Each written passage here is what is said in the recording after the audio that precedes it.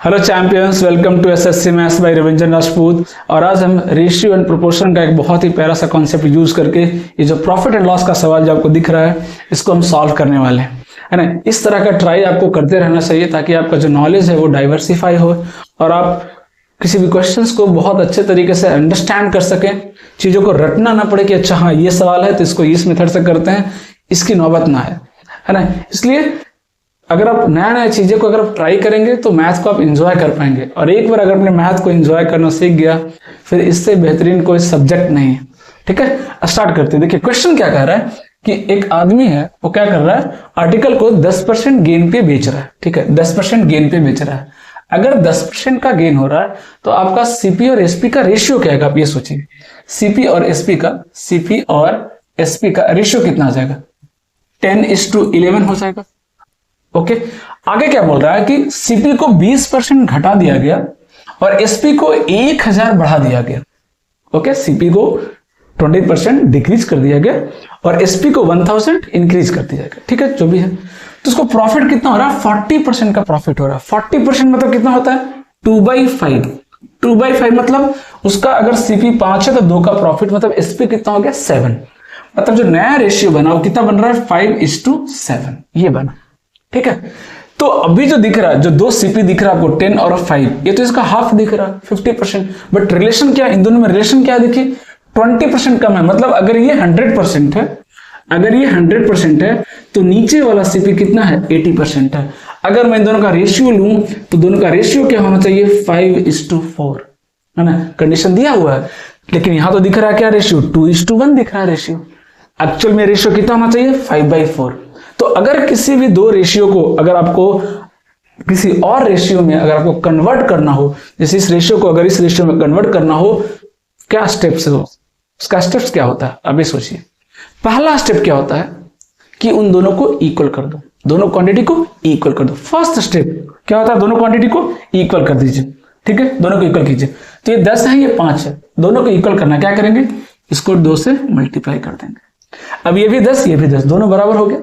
पहला स्टेप है, बिल्कुल मैं स्टेप बाय स्टेप बता रहा हूं ताकि आपका पूरा जो कॉन्सेप्ट है वो भी रिवाइज हो जाए। अब ये दोनों 10-10 हो गए। अब इन दोनों का रेशियो क्या होना चाहिए? 5/4। क्या करेंगे? इसको 5 से मल्टीप्लाई करेंगे और इसको 4 से मल्टीप्लाई कर देंगे।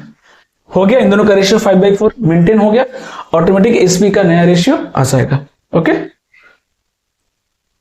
देखिएगा कितना आएगा इसका रेशियो अगर निकालेंगे तो कितना आ रहा? देखिए 10×5 = 50। पहले कितना था? ये 50। ठीक है, एसपी कितना था पहले? 55। कितना था? 55। बाद में कितना हो गया?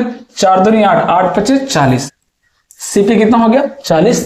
एसपी कितना हो गया? 4×2 = 8, 8×7 = 56। कितना हो गया? 56। ये देखिए, ये पूरा रिलेशन आ गया।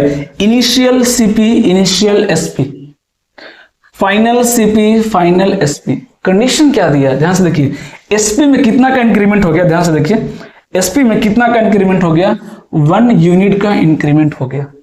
ये 1 यूनिट किसके इक्वल? देखिए 1000 के बराबर है। यही तो दिया हुआ है डेटा, यही डेटा तो दिया हुआ है कि जो 1 यूनिट है वो किसके बराबर है? 1000 के बराबर है। ओके, अब हमसे जो भी सवाल पूछेगा सारा जवाब दे सकते हैं, सारा पूरा डेटा मेरे पास रेडी है। वो पूछा क्या है? इनिशियल सेलिंग प्राइस बताइए। इनिशियल सेलिंग प्राइस मतलब किसकी वैल्यू बोला है? 55 यूनिट की वैल्यू बताइए। अगर 1 यूनिट की वैल्यू 1000 है तो 55 यूनिट की वैल्यू कितनी हो जाएगी? 55,000 हो जाएगी। कितनी हो जाएगी? 55,000 हो जाएगी। अगर पूछता सवाल में कि आप इनिशियल कॉस्ट प्राइस बताओ कितना है, कितना हो जाएगा? 50 यूनिट यानी 50,000। फाइनल कॉस्ट प्राइस बताओ कितना है? 40,000। कितना हो जाएगा? 40,000। फाइनल सेलिंग प्राइस बताइए कितना हो जाएगा? 56,000।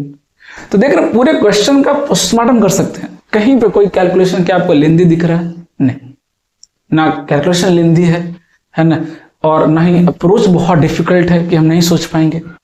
बस आपको ट्राई करते रहना है, नई नई चीजें आपको ट्राई करते रहनी है ताकि जो मैथ में जो आपका इंटरेस्ट है वो बना रहे। क्योंकि एक बार अगर आपका इंटरेस्ट चला गया मैथ में तो फिर पढ़ना बहुत डिफिकल्ट हो जाता है ना। छोटी छोटी चीजें आपको बहुत मुश्किल लगेगी, यार ये तो बहुत टफ है, ये तो बहुत टफ है। नहीं, मैथ को एंजॉय करना है और जिस दिन आप एंजॉय करना सीख गए, है ना, मजा आ जाएगा पढ़ने में ये टॉपिक। ठीक है, तो ये प्रॉफिट एंड लॉस का सवाल था, उसको हमने रेशियो के कॉन्सेप्ट से करके आपको दिखाया। आई होप आपको ये वीडियो पसंद आया होगा। अगर आया तो डेफिनेटली इसको लाइक करें, और जो भी आपके फ्रेंड्स रिलेटिव्स हैं जो भी इस फील्ड से जुड़े हुए हैं उनको शेयर करें। Okay, thank you.